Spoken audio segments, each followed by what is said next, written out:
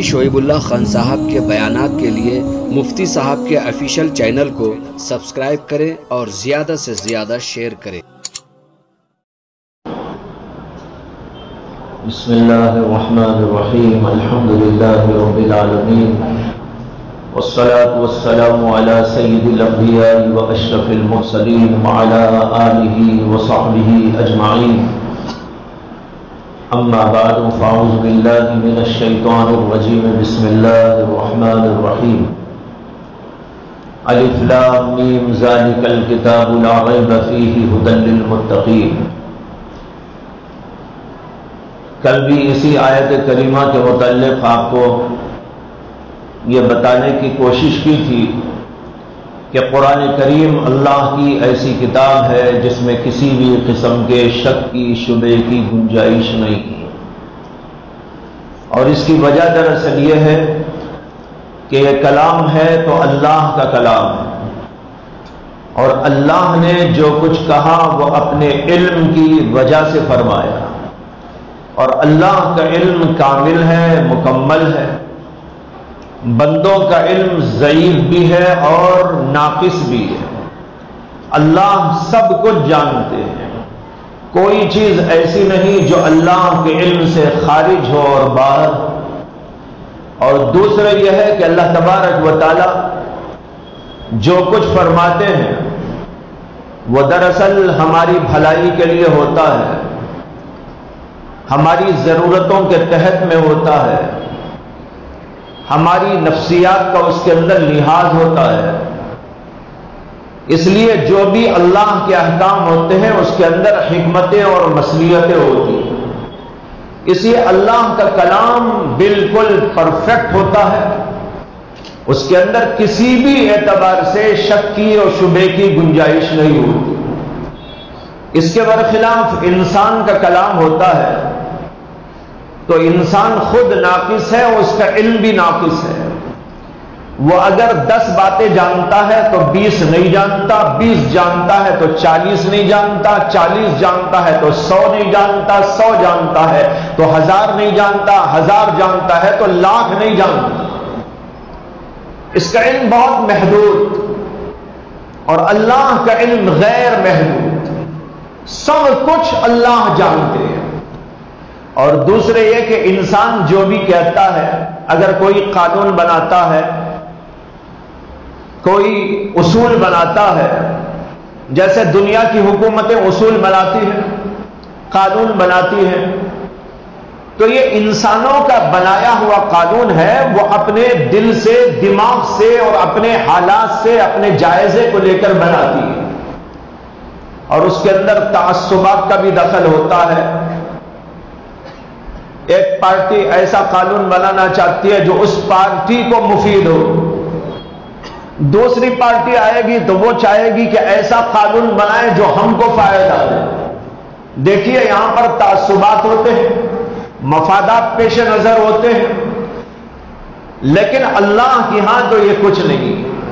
اللہ تعالیٰ قانون بنائیں گے تو پوری دنیا انسانیت کے لیے یکساں قانون بنائیں گے، اس کے اندر میرے اور تیرے کا سوال نہیں۔ انسان محدود علم سے قانون بناتا ہے، محدود علم سے بات کہتا ہے، اس کے اندر غلطیاں ہونے کا شدید امکان۔ مجھے بات یاد آئی ہمارے بزرگوں میں سے حضرت امام ابو یوسف رحمۃ اللہ علیہ کی۔ امام ابو یوسف بہت بڑے امام گزرے ہیں، امام اعظم ابو حنیفہ رحمۃ اللہ علیہ کے خاص شاگرد، براہ راست ان سے علم حاصل کرنے والے، اور ان کے علم حاصل کرنے کا جو سلسلہ چلا تھا وہ بھی بڑا عجیب و غریب ہے۔ درمیان میں وہ بھی یاد آ گیا، اس لیے پہلے اسی کو سنا دیتا ہوں۔ امام ابو یوسف کا اصل نام جو ہے وہ ہے یعقوب۔ عربی زبان میں جب نام رکھتے ہیں تو ایک نام رکھتے ہیں اور پھر اس کی ایک کنیت بھی ہوتی ہے۔ کنیت جو ہوتی ہے اس کے باپ کے نام، بیٹے کے نام سے باپ کی کنیت بنتی ہے۔ مثال کے طور پر ہمارے نبی علیہ السلام کا نام سب جانتے ہیں کہ محمد ہے، اور آپ کی کنیت تھی ابو القاسم۔ ابو القاسم اس لیے آپ کو کہتے تھے کہ آپ کے ایک بیٹے کا نام تھا قاسم، ان کے نام سے آپ کی کنیت پڑ گئی ابو القاسم۔ اور ابو القاسم کا معنی کیا ہے؟ قاسم کے باپ۔ عرب میں یہ دستور تھا کہ بڑے آدمیوں کو نام لے کر نہیں پکارتے تھے، نام لے کر پکارنے کو برا سمجھتے تھے، مایوب سمجھتے تھے۔ معمولی آدمی ہوتا تو اس کا تو نام لے کے پکارتے، اپنا چھوٹا ہوتا تو اس کا نام لے کر پکارتے۔ لیکن کوئی آدمی بڑا ہے، عمر میں بڑا ہو، مقام میں بڑا ہو، یا کسی اور اعتبار سے بڑا ہو، تو عرب زبان میں اس کا نام لے کر خطاب کرنے کو اچھا نہیں سمجھا جاتا تھا۔ وہاں پر ایسی جگہ اس کے بیٹے کے نام پر باپ کو پکارتے تھے، اے ابو القاسم، اے ابو حنیفہ۔ اب ان کا نام کچھ ہوگا، لیکن ان کے بچوں کے نام سے ان کو پکارتے تھے، فلاں کے باپ، فلاں کے باپ، فلاں کی ماں، ماں کے لیے بھی ام فلاں، ام فلاں۔ یہ دستور تھا عرب کے یہاں۔ تو حضرت امام ابو یوسف جو تھے ان کا نام تھا یعقوب۔ بڑے ہونے کے بعد جب ان کا بچہ پیدا ہوا، ان کا نام تھا یوسف، تو ان کا نام بڑھ گیا ابو یوسف، یوسف کے باپ۔ تو بہرحال یہ یعقوب جو تھے بچے تھے، اور ان کے بچپن میں ان کے والد کا انتقال ہو گیا، اور ان کے والد ایک دھوبی تھے، گھاٹ کے اوپر کپڑے دھویا کرتے تھے، اور اسی سے ان کی زندگی چلتی۔ ان کا انتقال ہو گیا، تو انتقال کے وقت ابو یوسف کی عمر یعنی یعقوب کی عمر چھوٹی تھی۔ تو ان کی ماں نے ابو یوسف سے کہا کہ بیٹا تم بھی گھاٹ پہ جاؤ اور کچھ کپڑے دھویا کرو، سیکھ لیا کرو، تمہارے باپ کی طرح سیکھ کر کچھ کمائی کر کے لایا کرو، اس لیے کہ گھر میں کچھ کام دھام کرنے والا کوئی اور نہیں ہے، اور گھر بات چلانے کے لیے کوئی نظام نہیں ہے، لہذا تم گھاٹ پہ جایا۔ چنانچہ وہ گھاٹ پہ اپنے بیٹے کو لے کر گئی، اور دھوبیوں سے ان کا رابطہ کرایا، تعارف کرایا، انٹروڈیوس کرایا، اور اس کے بعد ابو یوسف گھاٹ پہ جانے لگے۔ جاتے جاتے آتے آتے راستے میں ایک جگہ پر وہ دیکھا کرتے تھے کہ کچھ بزرگ لوگ بیٹھتے ہیں، بڑے بڑے علماء بیٹھتے ہیں، بڑے بڑے عالم بیٹھتے ہیں، اور کچھ گفتگو کرتے ہیں، کچھ مجلسیں ہوتی ہیں، ان کے اندر علمی گفتگو کی جاتی ہے، مذاکرات کیے جاتے ہیں۔ تو آتے جاتے ان کی نظر اس مجلس میں پڑتی تھی۔ تو ایک بار ابو یوسف کے ذہن میں آیا کہ میں بھی جا کر بیٹھ کے دیکھوں کہ یہاں ہوتا کیا ہے۔ وہ اصل میں امام اعظم ابو حنیفہ رحمت اللہ علیہ کی مجلس تھی، وہاں ان کا گھر تھا، اور ان کے گھر کے اندر ایک جگہ پر بڑے بڑے فقہا جمع ہوتے تھے، علماء جمع ہوتے تھے، اور مسائل پر تحقیق ہوتی، قرآن پر غور و فکر ہوتا تھا، احادیث کے اندر غور و فکر ہوتا تھا، اس سے مسائل کو نکالا جاتا تھا، اس کے اوپر بحث اور مذاکرہ ہوتا تھا، استنباط اور استخراج کیا جاتا تھا۔ یہ مجلس تھی۔ ابو یوسف بھی ایک دن جا کے بیٹھ گئے، دیکھا تو علمی مذاکرہ ہو رہا، ان کو بڑا مزہ آنے لگا، حالانکہ بچے تھے لیکن اس کے باوجود علم کی چاشنی محسوس کرنے لگے اپنے دل کے اندر، اور بڑا اچھا ماحول ان کو نظر آنے لگا۔ تو اس کے بعد اب انہوں نے کیا کیا، اس کے دوسرے دن سے گھاٹ پہ جانے کے بجائے یہی ابو حنیفہ کی مجلس میں آ کے بیٹھنا شروع کر دیا۔ اب گھاٹ کو نہیں جاتے، یہی آتے ہیں، صبح یہاں آتے ہیں، شام تک بیٹھتے ہیں، اور پھر اپنے گھر لوٹ جاتے ہیں۔ ماں نے پوچھا کہ بھائی گھاٹ پہ جا کے کچھ کام کیا، پیسہ لایا؟ تو انہوں نے کہا اماں آج تو میں گھاٹ پہ گیا نہیں۔ کہاں چلا گیا تھا؟ کہاں؟ وہاں ایک بزرگ کی مجلس لگتی ہے، اس کے اندر بیٹھ گیا تھا۔ ماں نے تاکید کی اور کہا کل سے وہاں نہیں جانا، گھاٹ پہ جانا، کما کے لانا، اس لیے کہ اگر تو کما کے نہ لائے گا تو ہم کھائیں گے کیا؟ انہوں نے کہا ٹھیک ہے۔ اب اس کے بعد دوسرے دن ماں نے ان کو تیار کر کے گھاٹ پہ جانے بھیجا، تو نکل کے پھر چلے گئے ابو حنیفہ کی مجلس میں۔ پھر شام ہو گئی تو واپس چلے آئے. ماں نے پھر پوچھا کہ آج کیا لایا؟ کہا اماں آج بھی گیا نہیں، میں وہیں چلا گیا تھا، بزرگوں کی مجلس میں بیٹھنے کے لیے بڑا مذاکرہ ہو رہا تھا، مجلس جم گئی تھی اور بڑا مزہ آ رہا تھا، وہیں سن سن کر آ گئے. ماں نے پھر ان کو ٹوکا اور سمجھایا کہ دیکھو گھر میں کمائی کرنے والا کوئی نہیں ہے، اگر تم نے کمائی نہیں کی تو کھانا پینا گزر بسر کیسے ہو؟ پھر دوسرے دن تیار کر کے بھیجا، پھر تیسرے دن بھی وہی ہوا. اب ماں کو بڑا غصہ آیا اور تیسرے دن ماں نے جب پوچھا کہ آج بھی کچھ نہیں لایا، وہیں چلا گیا. تو اب چوتھے دن جب ابو یوسف کو گھاٹ پہ روانہ کرنے کا وقت آیا تو ان کو تیار کر کے اپنے ساتھ میں لے کے گئی اور جا کر وہاں ابو حنیفہ کی مجلس کے پاس میں کھڑی ہو کر زور زور سے شور کرنا شروع کر دیا. ابو حنیفہ رحمت اللہ علیہ اور ان کے جو اصحاب تھے وہ گفتگو میں محو تھے، مذاکرہ چل رہا تھا. جب زور زور سے عورت کی آواز آئی تو ابو حنیفہ رحمت اللہ علیہ نے اپنے لوگوں سے کہا بھئی یہ دیکھو عورت کیا بولنا چاہتی ہے، کیوں چیخ رہی ہے؟ اب لوگ گئے اس کے پاس، جا کر پوچھا کہ کیا ہوا؟ کہا کہ یہ میرا بیٹا ہے، گھاٹ پہ بھیجتی ہوں لیکن وہ گھاٹ پہ جانے کی وجہ یہاں آ کے بیٹھ جاتا ہے اور گھر میں نہ کھانے کو ہے نہ پینے کو ہے اور ہم گزر بسر بڑی تنگی سے کر رہے ہیں. آپ کے بزرگ سے کہہ دو کہ بچے کو یہاں نہ بٹھایا کرو. لوگوں نے جا کر ابو حنیفہ کو بتایا کہ عورت آئی ہے اور یہ بول رہی ہے. امام ابو حنیفہ رحمت اللہ نے اس عورت کو بلایا، بٹھایا اور پیار و محبت سے پوچھا کہ کیا مسئلہ ہے؟ کہا کہ حضرت یہ میرا بیٹا ہے، اس کے باپ کا انتقال ہو گیا، اس کا باپ دھوبی تھا، گھاٹ پہ جا کے کام کرتا تھا. اب میں اسے بولتی ہوں کہ گھاٹ پہ جا کے کام کر تو ایک گھاٹ پہ جانے کے بجائے آپ کی مجلس میں آ کے بیٹھ کے چلا جاتا ہے. اب آپ بتائیے کہ ہم کھائیں گے کیا، پیئیں گے کیا، رہیں گے کیا، سہیں گے کیا، ہمارا گزر بسر کیسے ہو؟ امام ابو حنیفہ رحمت اللہ علیہ نے ابو یوسف سے کہا ارے یعقوب تم گھاٹ پہ کیوں نہیں جاتے، کیوں یہاں آ کے بیٹھ جاتے ہو؟ یعقوب کہنے لگے کہ حضرت مجھے گھاٹ پہ کام کرنا اچھا نہیں لگتا، آپ کی مجلس میں آ کر علم سیکھنا اچھا لگتا ہے. امام اعظم ابو حنیفہ رحمت اللہ علیہ کو بچے پر بڑا ترس آ گیا. انہوں نے کہا کہ بچے کے دل کے اندر علم کی حرص ہے، علم کی طلب ہے، علم کی جستجو ہے، یہ پڑھنا چاہتا ہے لیکن ماں گھاٹ پہ کام کے لیے بھیجنا چاہتی ہے. اس لیے امام صاحب نے کہا، اس عورت سے پوچھا کہ روزانہ کھانے پینے گزر بسر کے لیے تم کو کتنے پیسے یہ بچہ لا کے دے سکتا ہے گھاٹ پہ کام کر کے؟ عورت نے بتایا کہ اتنے پیسے لاتا ہے.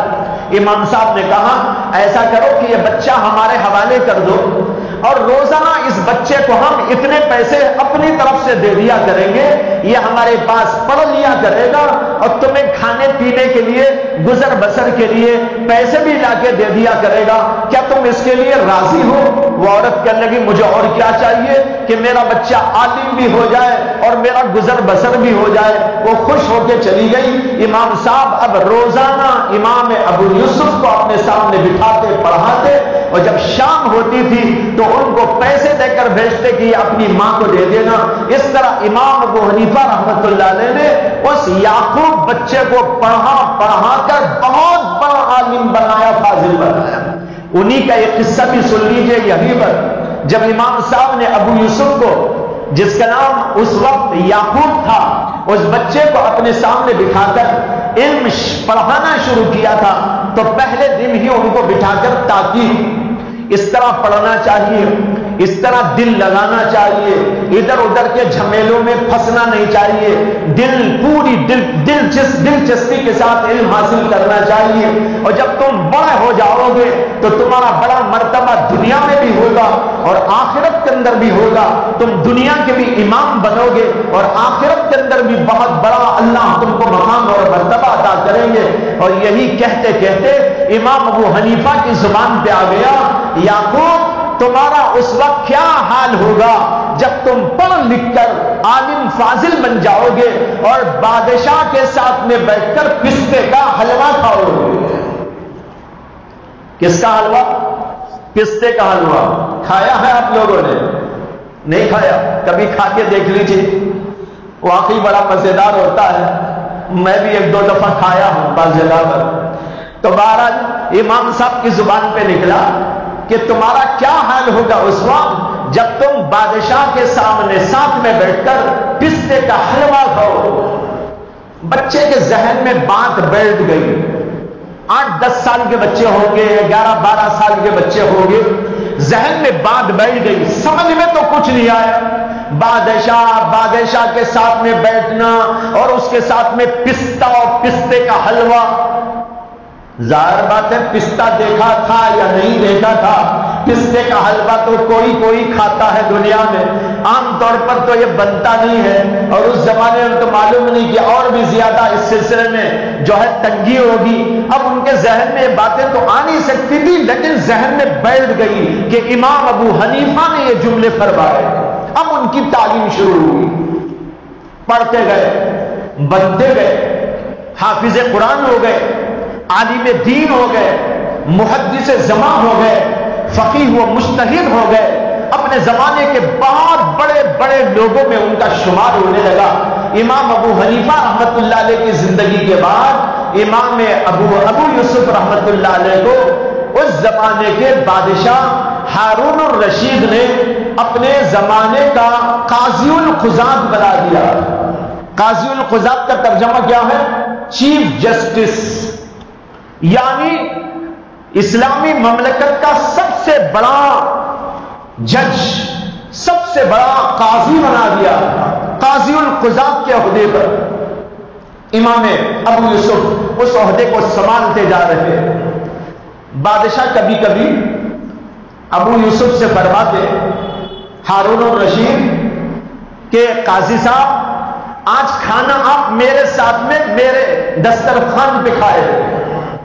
امام ابو یوسف تشریف لے جاتے، کبھی کبھی بیچ میں دعوت ہوتی ان کو بادشاہ کے گھر۔ ایک بار ایسا ہوا کہ بادشاہ نے کہا کہ قاضی صاحب آج آپ کو ہمارے گھر کھانا ہے۔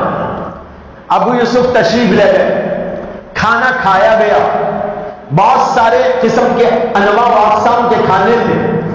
کھانا کھانے کے بعد اچانک بادشاہ نے اپنے خادم سے کہا کہ ارے وہ پستے کا حلوہ کیوں نہیں لائے؟ پستے کا حلوہ کیوں نہیں لائے؟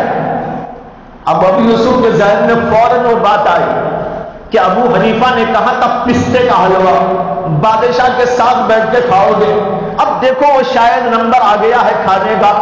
اب بادشاہ پوچھ رہے ہیں اپنے خادم سے کہ ارے وہ پستے کا حلوہ کیوں نہیں لائے؟ اس نے فوراً لا کر پیش کیا، پستے کا حلوہ تھا، اس کے ساتھ کٹوریاں تھیں۔ بادشاہ نے اپنے ہاتھ سے کٹورے میں ڈال کر ابو یوسف کے سامنے پیش کیا اور کہا کہ یہ پستے کا حلوہ ہے، بادشاہ کے ہاں بھی کبھی کبھی بنتا ہے، بادشاہ کے ہاں بھی کبھی کبھی بنتا ہے، آج خاص طور پر آپ کے لیے اس کو بنایا گیا ہے، لہذا قاضی صاحب اس کو تناول فرمائے۔ ابو یوسف رحمت اللہ علیہ نے ہاتھ میں لیا اور کھانا شروع کیا۔ جو ہی کھانا شروع کیا ابو حنیفہ کی بات ذہن میں آ کر انتہائی متاثر ہونے لگے اور ان کی آنکھوں سے آنسو جھڑنے لگے۔ بادشاہ دیکھ کر تعجب کرنے لگا کہ یہ رو کیوں رہے ہیں۔ پوچھا کہ قاضی صاحب کیا بات ہے، کیا آپ کی آنکھوں سے آنسو جاری ہیں، کوئی خاص بات ہے؟ کہا کہ ہاں خاص بات ہے، وہ یہ ہے کہ میرے استاد محترم امام اعظم ابو حنیفہ رحمت اللہ علیہ نے، میں جب ابھی بچہ تھا پڑھنے کے لیے آیا تھا، اس وقت انہوں نے مجھے کچھ تاکیدات اور کچھ نصیحتیں فرمائی تھی، اور اس کے ساتھ یہ بھی فرمایا تھا کہ تمہارا اس وقت کیا حال ہوگا جب تم بادشاہ کے ساتھ بیٹھ کر پستے کا حلوہ کھا رہے ہوں گے۔ مجھے ان کی بات یاد آ کر رونا آ گیا۔ اللہ نے ان کی بات آج مکمل کی اور ان کی زبان سے نکلا ہوا جملہ صادق آ رہا ہے، اور میں آپ کے ساتھ میں بیٹھ کر پستے کا حلوہ کھایا۔ یہ تھے امام ابو یوسف رحمت اللہ علیہ، بہت بڑے اپنے زمانے کے عالم تھے، فاضل تھے، محدث تھے، فقیہ تھے، اور جیسے کہ ابھی میں نے بتایا کہ ان کو بادشاہ وقت نے قاضی القضات کے عہدے پر فائز کیا۔ اب وہ واقعہ سنیے جس کے لیے میں نے شروع کیا تھا کہ امام ابو یوسف رحمۃ اللہ علیہ جب قاضی القضات تھے تو ایک بار ایک بوڑھی عورت ان کے پاس میں آئی، کچھ سوالات کر، کچھ سوالات تھے اس کے پاس، اس کو جواب لینا تھا۔ وہ آئی ابو یوسف کے پاس اور کہنے لگی کہ قاضی صاحب میرے کچھ سوالات ہیں، ان کا جواب چاہتی ہوں۔ امام ابو یوسف نے فرمایا کہ اچھا بتائیے کیا ہے۔ تو بوڑھی عورت نے ایک سوال پیش کیا، لیکن امام ابو یوسف نے اس کے جواب کے اندر فرمایا لا ادری۔ لا ادری کا ترجمہ عربی میں ہوتا ہے میں نہیں جانتا۔ لا ادری، لا ادری یعنی لا عالم، میں نہیں جانتا، مجھے نہیں معلوم۔ یہ بزرگان وہ تھے کہ جب معلوم ہوتا تو بول دیتے، معلوم نہ ہوتا تو کہتے کہ ہم کو نہیں معلوم۔ اس میں ان کو کوئی شرم نہیں، وہ یہ سمجھتے تھے کہ جو بات معلوم ہے اس کو بولنا ہے، جو بات معلوم نہیں ہے اس کے بارے میں اگر ہم کہیں کہ ہمیں نہیں معلوم تو یہ نہیں معلوم کہنا بھی ایک علم ہے۔ چنانچہ ایک حدیث میں آتا ہے کہ نبی اکرم صلی اللہ علیہ وسلم نے فرمایا کہ لا ادری کہنا یہ بھی علم ہے، یعنی علم کا تقاضا ہے، معلوم ہو تو بول دے، نہ معلوم ہو تو کہہ دے کہ مجھے نہیں معلوم۔ امام مالک رحمت اللہ علیہ کی خدمت میں ایک بار چند سوالات پیش کیے گئے ایک ہی مجلس کے اندر، اور وہ کل 40 سوالات تھے، ایک کے بعد ایک، ایک کے بعد ایک، ایک کے بعد ایک پوچھے جا رہے تھے۔ تاریخ میں لکھا ہے کہ اس مجلس میں امام مالک رحمت اللہ علیہ نے 4 کے یا 6 کے جوابات تو دے دیے اور باقی تمام کے بارے میں فرمایا لا ادری، میں نہیں جانتا۔ اتنے بڑے امام تھے، اپنے زمانے میں فقیہ تھے، محدث تھے، لیکن اس کے باوجود جو بات معلوم نہ تھی اس کے بارے میں وہ کہہ دیا کرتے تھے کہ ہم کو نہیں معلوم۔ تو ابو یوسف نے بھی یہی کہا لا ادری، میں نہیں جانتا۔ تو بوڑھی عورت نے دوسرا سوال پیش کیا، امام صاحب نے کہا لا ادری، نہیں جانتا۔ اس نے تیسرا سوال پیش کیا، اس نے امام صاحب نے کہا لا ادری، میں نہیں جانتا۔ اب وہ کئی سوالات کرتی جا رہی ہے اور امام ابو یوسف کی زبان پر ایک ہی رٹ ہے لا ادری، لا ادری، لا ادری، میں نہیں جانتا، میں نہیں جانتا، میں نہیں جانتا۔ یہاں تک کہ کئی سوالات کرنے کے بعد جب ابو یوسف یہی جواب دیتے رہے کہ میں نہیں جانتا، میں نہیں جانتا، تو بوڑھی عورت کو بڑا غصہ آ گیا اور اس بوڑھی عورت نے امام ابو یوسف رحمت اللہ علیہ کو یوں خطاب کرتے ہوئے کہا ارے قاضی بن کے بیٹھ گیا ہے، کیا پڑھ کے آیا ہے؟ قاضی بن کے بیٹھ گیا ہے، کیا پڑھ کے آیا ہے؟ کیا پڑھ کے قاضی بن گیا ہے؟ میرے کسی سوال کا جواب نہیں دے سکتا۔ لا ادری، لا ادری، لا ادری کی رٹ لگا رکھی ہے۔ یہ تنخواہ تو کس بات کی لیتا ہے؟ جب تجھے علم نہیں ہے تو تنخواہ لینا تیرے لیے کہاں جائز ہو گیا؟ یہ کہا اس بوڑھی عورت۔ اس کے جواب کے اندر حضرت سیدنا امام ابو یوسف رحمت اللہ علیہ نے ایک ایسا حیرت انگیز جواب دیا جو حقیقت پر مبنی ہے۔ انہوں نے کہا کہ بڑھیا غصہ ہونے کی ضرورت نہیں ہے اور تجھے معلوم ہونا چاہیے میں جو تنخواہ لیتا ہوں وہ صرف میری ادریوں کی تنخواہ لیتا ہوں۔ کس کی تنخواہ؟ میری ادریوں کی تنخواہ لیتا ہوں۔ اگر میں اپنی لا ادریوں یعنی میں جو نہیں جانتا، جن چیزوں کو جو چیزیں میرے علم میں نہیں ہیں ان کی میں تنخواہ لینے لگوں، میری لا ادریوں کی تنخواہ لینے لگوں تو ہارون الرشید کا خزانہ تو الگ بات ہے، قارون کا خزانہ بھی ناکافی ہے۔ مجھے جو تنخواہ ملتی ہے وہ صرف میری ادریوں کی تنخواہ، میری جانکاری کی تنخواہ، میں جتنا جانتا ہوں اس کی تنخواہ مجھے ملتی ہے۔ انسان کے پاس تو لا ادری کا خانہ بہت بڑا، جو نہیں جانتا کتنی چیزیں نہیں جانتا۔ اگر 100 جانتا ہے تو 1000 نہیں جانتا، 1000 جانتا ہے تو لاکھ نہیں جانتا، لاکھ جانتا ہے تو کروڑوں چیزیں نہیں جانتا انسان۔ اگر آدمی کی تنخواہ اس پر مقرر کی جائے کہ بھئی آپ کی تنخواہ ملے گی اس بات پر کہ آپ کیا نہیں جانتے، کتنی تنخواہ ملنا چاہیے؟ پھر تو سارے خزانے ختم، اس لیے کہ انسان دنیا میں جاہل زیادہ ہے، عالم کم ہے، اور جو عالم ہے وہ بھی اپنا جتنا علم رکھتے ہیں اس کے مقابلے میں جہالت زیادہ رکھتے ہیں، کتنا بھی وہاں کوئی عالم ہو لیکن بھائیوں اس کے پاس علم محدود ہوتا ہے، اس کے پاس کی جہالتیں زیادہ ہوا کرتی ہے۔ کیسا عجیب و غریب جواب دیا سیدنا امام ابو یوسف رحمت اللہ علیہ نے کہ بڑھیا میں تو صرف اپنی ادریوں کی تنخواہ لیتا ہوں، اگر میں اپنی لادریوں کی تنخواہ لینے لگوں تو ہارون کا خزانہ تو ایک طرف رہا، قارون کا خزانہ بھی ناکافی ہو جائے۔ تو بھائیو انسان ہے جہالت کا پتلا،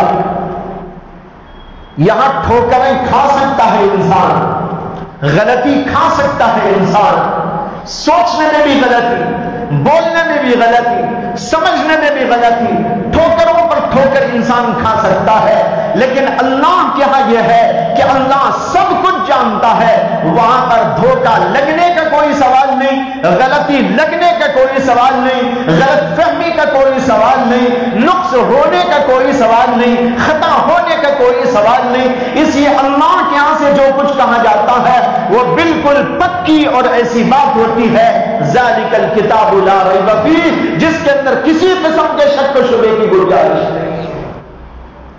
قرآن پاک میں بہت سارے سائنسی حقائق بھی بیان کیے گئے، تھوڑا سا توجہ کے ساتھ سن لیں آپ لوگ۔ قرآن پاک کے اندر بہت سارے سائنسی حقائق بھی بیان کیے گئے، اور جو موجودہ سائنس چلتی ہے جس کو دنیا والے بناتے ہیں، دنیا والے اپنی فکروں سے تیار کرتے ہیں، اپنی سوچ بچار اور اپنے تجربوں سے معلوم کرتے ہیں، ایک سائنس یہ بھی چل رہی ہے۔ اگر کہیں قرآن پاک میں ایسی بات موجود ہو جو موجودہ چلنے والی سائنس سے ٹکراتی ہو تو ہم کہیں گے سائنس میں غلطی ہو رہی ہے، اللہ کے کلام میں غلطی نہیں ہو سکتی، اس لیے کہ اللہ تو وہ ہیں جنہوں نے خود کائنات کو پیدا کیا، زمین کو بنانے والے وہی، آسمان کو پیدا کرنے والے وہی، چاند و سورج کو پیدا کرنے والے وہی، سمندروں کو نہروں کو چلانے والے وہی، ہواؤں کو چلانے والے وہی، اس پوری کائنات کو چلانے والے بنانے والے وہی۔ تو جو بات اس کائنات کے بارے میں خود اللہ بتائیں گے وہ پکی ہوگی، سچی ہوگی، اور اس کے اندر کسی بھی قسم کے شک و شبہے کی گنجائش نہ ہوگی۔ اس کے بجائے اگر کوئی سائنسدان ایک بات کہتا ہے ہو سکتا ہے کہ اس کو پوری طرح سمجھ میں نہ آیا ہو۔ دیکھیے قرآن پاک میں ایک جگہ پر آیا ہے وَالشَّمْسُ تَجْرِي لِمُسْتَقَرٍّ لَهَا، سورج اپنے مستقر کے لیے چل رہا ہے، وَالشَّمْسُ تَجْرِي لِمُسْتَقَرٍّ لَهَا، سورج چل رہا ہے۔ اب یہاں پر سائنس آتی ہے، سائنس کے نظریات سورج اور زمین کے چلنے یا نہ چلنے کے بارے میں بہت طویل زمانے سے متضاد چلے آئے۔ ایک زمانہ تھا سائنس کا یہ نظریہ تھا کہ سورج چلتا ہے، زمین ٹھہری ہوئی ہے، سورج کش کرتا ہے اور زمین اپنی جگہ پر ٹھہری ہوئی ہے، سورج ادھر سے نکلتا ہے ادھر آتا ہے، ادھر سے نکلتا ہے ادھر آتا ہے۔ ایک زمانے تک سائنسدانوں کا یہ نظریہ تھا، اس کے بعد یہ نظریہ بدل گیا۔ اب یہ نظریہ ہوا کہ زمین جو ہے وہ گشت کر رہی ہے، سورج اپنی جگہ پر ہے۔ یہ زمین ہے سمجھیے، آپ گلوب رکھ کر سمجھ سکتے ہیں، اسکولوں میں بچوں کو دکھایا جاتا ہے، ادھر سورج ہے، زمین ادھر گھوم رہی ہے، ادھر سے ادھر ادھر سے ادھر، پورے ایک دن میں ایک گشت ہوتا ہے، اور اس کی وجہ سے یہ سورج کی روشنی کبھی ادھر پڑتی ہے کبھی ادھر کی دنیا میں پڑتی ہے، اس لیے پڑتی ہے کہ زمین گھوم رہی ہے اور سورج کھڑا ہوا ہے۔ اب قرآن مجید کہتا ہے وَالشَّمْسُ تَجْرِي، سورج چل رہا ہے۔ اب سورج کو اللہ کہہ رہے چل رہا ہے، سائنس والے کہہ رہے ٹھہرا ہوا ہے، چلنے والی زمین ہے۔ قرآن پاک یہ بتاتا ہے زمین بھی اپنی جگہ چل رہی ہے، سورج بھی اپنی جگہ پر چل رہا ہے، لیکن بھائیوں چلنے کی کیفیتیں الگ ہوتی ہیں۔ ایک چلنا یہ ہوتا ہے کہ ایک چیز یہاں سے نکل کر وہاں چلی جائے، اور ایک چلنا یہ ہوتا ہے وہیں رہتے ہوئے گھومنے لگے، وہ بھی تو چلنا ہے۔ یہ دیکھیے پنکھا چل رہا ہے، آپ کہتے ہیں پنکھا چل رہا ہے، میں اگر آپ سے سوال کروں یہ یہاں سے چل کے کہاں چلا گیا؟ وہ تو وہی ہے، آپ کی مسجد کے اندر سے نکل کر باہر بھی نہیں گیا، یہ تو دیکھو وہی ہے، وہی گھوم رہا ہے۔ اللہ کے کہنے کا مطلب یہی ہے سورج گھوم رہا ہے، سورج چل رہا ہے۔ جیسے کہ آپ یہ پنکھے کو دیکھ رہے ہیں یا اوپر کے پنکھے کو دیکھ رہے ہیں، وہ اپنی جگہ پر گھوم رہا ہے، سورج اسی طریقے پر اپنی جگہ گھوم رہا ہے۔ اس لیے یہ گھومنے کی بات جو اللہ نے کہی یہ سائنس کے خلاف نہیں بلکہ عین مطابق ہے، اس لیے قرآن کی کوئی بات کبھی غلط نہیں ہو سکتی۔ اسی طرح کئی اور چیزیں ہیں، مثال میں دی جا سکتی ہیں۔ دیکھیے ایک بچہ جب ماں کے رحم کے اندر ہوتا ہے تو وہ کتنے مراحل سے گزرتا ہے، پہلے کیا ہوتا ہے، پھر اس کے بعد کیا حالت ہوتی ہے، پھر اس کے بعد کیا حالت ہوتی ہے، پھر اس کے بعد کیا حالت ہوتی ہے۔ قرآن کریم نے اس کو واضح انداز سے بیان کر دیا۔ پہلے تو وہ ہوتا ہے نطفہ، یعنی ناپاک قطرہ جس کو ہم کہتے ہیں منی رحم مادر کے اندر داخل ہوتا ہے، اور پھر وہ گوشت کا وہ جو ہے خون کی پھٹکی میں تبدیل ہو جاتا ہے، اور خون کی پھٹکی پھر گوشت کا لوتھڑا بن جاتی ہے۔ گوشت کا وہ لوتھڑا چند دنوں کے بعد ایسا ہوتا ہے کہ اسے ہڈیوں میں تبدیل کر دیا جاتا ہے، اور پھر وہ ہڈیوں کے اوپر گوشت چڑھا دیا جاتا ہے، اور گوشت چڑھانے کے بعد اس کے اوپر ایک باریک سی جلد لگا دی جاتی ہے، حسین اور خوبصورت انسان بن کے تیار ہو جاتا ہے۔ یہ قرآن کریم کے اندر سورہ مومنون کے بالکل ابتدا میں اللہ تبارک و تعالی نے ذکر فرمایا کہ اس طریقے پر ماں کے رحم کے اندر بچے کی تربیت، بچے کی پرورش ہوتی ہے۔ پہلے ناپاک خطرہ ہوتا ہے، پھر اس قطرے کو تبدیل کیا جاتا ہے جمے ہوئے خون کی شکل میں، اور جمے ہوئے خون کو پھر بنا دیا جاتا ہے گوشت کی شکل میں، اور گوشت کو پھر بنا دیا جاتا ہے ہڈیوں کی شکل میں، ہڈیوں کے اوپر گوشت کا لباس پہنا دیا جاتا ہے۔ ہڈیاں اندر ہیں، گوشت اوپر ہے کہ نہیں ہے؟ اللہ نے عجیب لفظ استعمال کیا اور فرمایا فَكَسَوْنَا الْعِظَامَ لَحْمًا۔ کسونا کے معنی ہے لباس پہنانا۔ اللہ کہتے ہیں ہم ہڈیوں پر گوشت کا لباس پہنا دیتے ہیں۔ دیکھو اندر ہڈی ہے، اس کا لباس اللہ نے کیا بنایا؟ گوشت کو بنایا، اوپر گوشت، اندر ہڈیاں اللہ نے رکھ دی، اور پھر اس کے بعد میں اس کے اوپر ایک اور ہلکی سی جلد چڑھا دی جاتی ہے، اور پھر اس کو صورتوں میں تبدیل کیا جاتا ہے۔ ہر ایک کی صورت الگ الگ بنا دی جاتی ہے۔ اللہ نے قرآن میں ایک اور جگہ پر فرمایا ہے یا ایھا الناس ما غرک بربک الکریم الذی خلقک فسواک فعدلک فی ای صورت ما شاء رکبک۔ اللہ جس شکل میں چاہتے ہیں انسان کو ڈھال دیتے ہیں، ہر ایک کی شکل الگ۔ 1000 آدمیوں کو بٹھاؤ بلکہ لاکھ آدمیوں کو بٹھاؤ، آپ کو ہر ایک کی شکل الگ دکھائی دے گی، حالانکہ ہے وہی انسان، وہی ماں کے پیٹ کے اندر سے آیا ہوا، وہی گوشت، وہی پوست، وہی ہڈیاں، وہی خون، وہی سب کچھ، لیکن اس کے باوجود ہر ایک کی شکل کو اس طرح ممتاز کر کے اللہ رکھ دیتے ہیں کہ ہم پہچان سکتے ہیں یہ زید ہے، یہ عمر ہے، یہ عورت ہے، یہ مرد ہے، یہ فلاں ہے، یہ فلاں ہے، ہر ایک کی الگ شکل بنا دیتے ہیں۔ قرآن کریم نے اس کو جس انداز سے بتایا، آج کی سائنس بعینی ہی اس کی تصدیق کرتی ہے اور کہتی ہے کہ واقعی ماں کے پیٹ کے اندر جن مراحل سے بچے کو گزارا جاتا ہے وہ بعینی ہی یہی ہوتی ہے۔ یہ اللہ نے آج سے 1400 سال پہلے قرآن پاک کے اندر یہ سائنسی حقیقت کو بیان فرمایا۔ 1400 سال کے بعد آج کے سائنٹسٹ اور آج کی میڈیکل سائنس اس کو پروو کر رہی ہے اور بتا رہی ہے کہ ہاں انسان کے اندر یہی سب کچھ ہوتا ہے جب ماں کے پیٹ کے اندر وہ ہوتا ہے۔ بھائیوں جو 1400 سال پہلے کی دنیا ہے وہاں نہ سائنس کا نام تھا، نہ ٹیکنالوجی کا نام تھا، نہ کسی مدرسے کا نام تھا، نہ کسی کالج کا نام تھا، نہ کسی یونیورسٹی و جامعہ کا نام تھا، نہ پڑھنے پڑھانے کا کوئی رواج تھا۔ سائنسی تحقیق تو دور دور تک وہاں خواب و خیال میں بھی نہیں دیکھی جا سکتی تھی، لیکن اس کے باوجود قرآن نے اس کو بیان کیا۔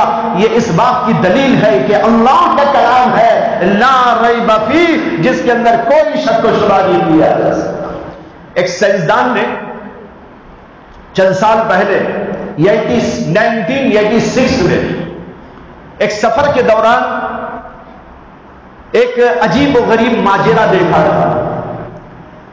وہ سفر کرتے ہوئے آ رہا تھا، اس کا نام ہے کیسٹو، فرانس کا رہنے والا۔ وہ سفر کر کے آ رہا تھا اور کشتی میں سوار آ رہا۔ وہ میڈیٹرینین سی اور ریڈ سی دونوں کے درمیان جہاں سنگم ہوتا ہے، دونوں سمندر جہاں مکس ہوتے ہیں، ملتے ہیں، وہ ادھر کو آنے لگا اور کشتی ہی میں بیٹھ کر دور سے اسے ایسا محسوس ہوا کہ ایک دریا ادھر سے آ رہا ہے، ایک دریا ادھر سے ہے، دونوں مل کر ایک اور شکل بن کے آگے جا رہے ہیں جس کو ہم سنگم کہتے ہیں۔ وہاں سنگم کے پاس دور ہی سے وہ محسوس کرنے لگا کہ دونوں سمندروں کا پانی آ کر ایک دوسرے سے مل کر آگے جا رہا ہے، لیکن ملنے کے باوجود ایک دوسرے سے مکس نہیں ہوتا، ایک دوسرے میں مخلوط نہیں ہوتا، بلکہ الگ الگ چل رہا ہے۔ ادھر کے دریا کا پانی ادھر ہے، ادھر کے دریا کا پانی ادھر مل کے چل رہا ہے، لیکن اس کے باوجود مکس نہیں ہو رہا ہے۔ تو اسے عجیب لگا، ارے پانی تو ایسی چیز ہے ملاؤ تو مل جاتا ہے، لیکن یہ کیا بات ہے کہ ایک دریا ادھر کا ایک دریا ادھر کا، دونوں مل کر آگے جا رہے ہیں تو دونوں کا پانی الگ الگ ہو کے جا رہا ہے، مکس نہیں ہو رہا ہے۔ تو اسے عجیب لگا، تو اس نے کشتی والے سے کہا، جہاز والے سے، کہ میری اس جہاز کو لے کر وہاں پر پہنچو جہاں یہ سنگم ہے۔ وہاں پر لے کر گیا اور کشتی کو ٹھہرایا۔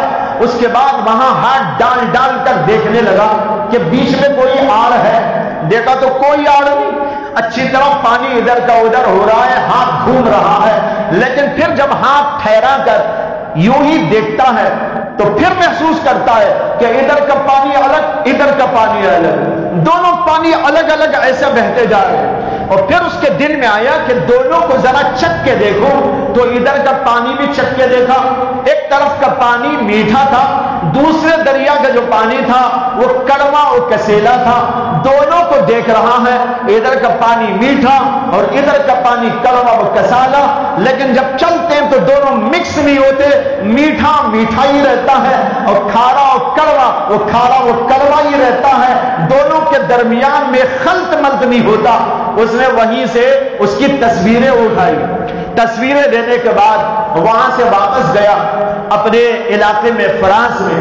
وہاں پر ایک بڑا سائنٹسٹ تھا اور اس کے پاس جا کر ڈاکٹر موریسس اس کے پاس گیا اور اس سے ملنے کے بعد اس نے کہا کہ میں کچھ عجیب چیزیں میری تحقیق میں لایا ہوں، وہ آپ کے سامنے میں پیش کرنا چاہتا ہوں، آپ سے شیئر کرنا چاہتا ہوں۔ اس نے وقت دیا، دونوں کی ملاقات ہوئی تو اس نے بیٹھ کر یہ بتایا کہ میں فلاں علاقے سے فلاں علاقے کی طرف جا رہا تھا، راستے میں میں نے ایسا منظر دیکھا کہ دو دریا ہیں اور دو دریا آپس میں ملتے ہیں، لیکن ان کا پانی ایک دوسرے میں مکس نہیں ہوتا، اور ایک دریا کو میں نے وہاں چکھ کے دیکھا تو وہ کھارا پانی اور دوسرے دریا کو دیکھا تو وہ میٹھا پانی، یہ دونوں الگ الگ ہی چلتے رہے۔ میں نے ہزار کوشش کی کہ دونوں کو اس طرح مکس کر کے چھوڑ دوں، لیکن وہ مکس نہیں ہوئے۔ مجھے اندازہ ایسا ہے کہ بیچ میں کوئی آڑ ہے، لیکن ہاتھ ڈالتا ہوں تو کوئی آڑ مجھے نہیں ملتی ہے۔ یہ منظر میں دیکھ کے آیا ہوں، یہ دیکھیے تصویریں ملایا ہوں، اس میں اچھی طرح آپ دیکھ سکتے ہیں، یہ ساری تصویریں اس نے دکھائی۔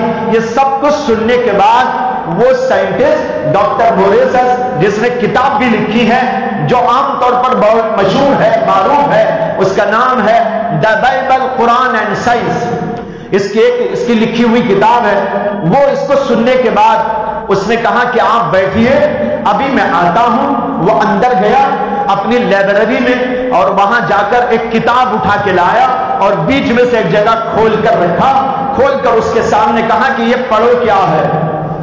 اب وہ پڑھنے لگا پڑھنے لگا تو اس پہ لکھا ہوا تھا فرانسیسی زبان میں، ترجمہ تھا وہ، اس کے اندر جو لکھا تھا اس کا مطلب یہ تھا اللہ کی ذات وہ ذات ہے جس نے دونوں سمندروں کو چلایا، جن میں سے ایک کا پانی میٹھا ہے، ایک کا پانی کھارا و کڑوا ہے، لیکن ان دونوں کے درمیان میں اس نے آگ رکھ دی ہے۔ یہ اس نے پڑھا تو ایک دم چیخ مار کے کہنے لگا ارے یہی تو وہ تحقیق ہے جو میں آپ کے سامنے لے کے آیا ہوں، میرے سے پہلے کتاب میں کس نے لکھ دیا ہے؟ اس نے کہا یہ اس نے لکھا ہے جو تجھے اور مجھے پیدا کرنے والا ہے۔ اس نے کہا یہ اللہ کی کتاب ہے قرآن مجید، یہ قرآن کا فرانسیسی ترجمہ ہے جو تجھ کو میں نے دکھا رہا ہوں۔ اس کے بعد اس نے دکھایا اور وہ آیت پڑھ کے سنایا۔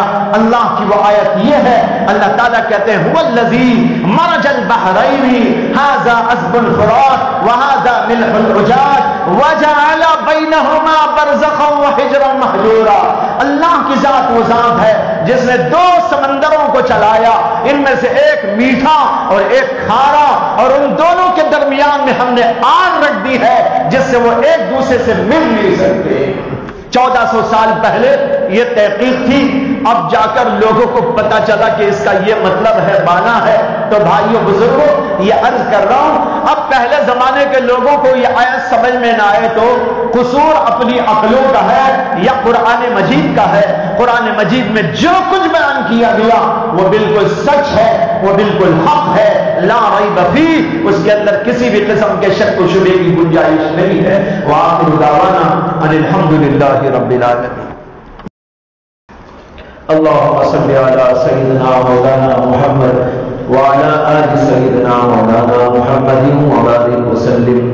ربنا آتنا في الدنيا حسنة وفي الآخرة حسنة وقنا عذاب النار۔ ربنا لا تزغ قلوبنا بعد إذ هديتنا وهب لنا من لدنك رحمة إنك أنت الوهاب۔ ربنا لا تجعلنا فتنة للقوم الظالمين ونجنا برحمتك من القوم الكافرين۔ لا إله إلا الله الحليم الكريم، سبحان الله رب العرش العظيم، الحمد لله رب العالمين۔ اللهم إنا نسألك موجبات رحمتك وعزائم مغفرتك ومنجيات أمرك والسلامة من كل إثم والغنيمة من كل بر والفوز بالجنة والنجاة من النار۔ ربنا تقبل منا إنك أنت السميع العليم وتب علينا إنك أنت التواب الرحيم۔ سبحان ربك رب العزة عما يصفون وسلام على المرسلين والحمد لله رب العالمين۔